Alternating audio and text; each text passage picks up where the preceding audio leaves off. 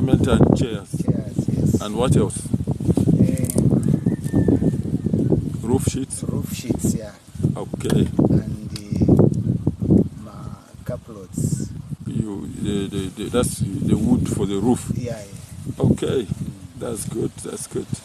So Pastor Bihemba is building a church. I took you there, we saw the blocks. So they say they need cement and they need wood for the roof. So this is a part of the farm where he's staying.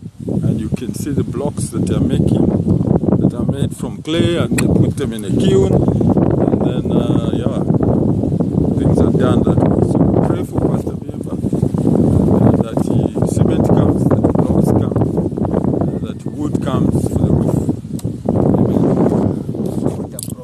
So you have water problems here?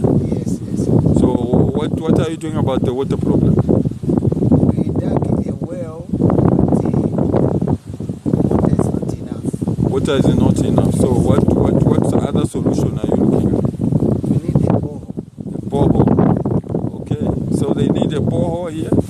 It's dry, as you can see. There's no water anywhere here. So a borehole can help them to have water that can even make it easy to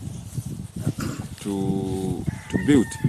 So how do you, does the church pay you a salary? No, no, no.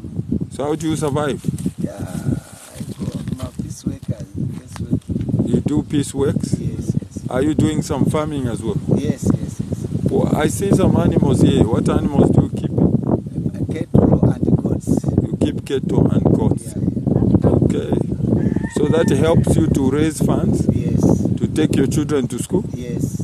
Oh, that's good. So he keeps goats and cattle to finance the education for his children. So let's keep him in prayers that his goats can multiply and the cattle can also multiply, so that the man of God does not starve. Amen.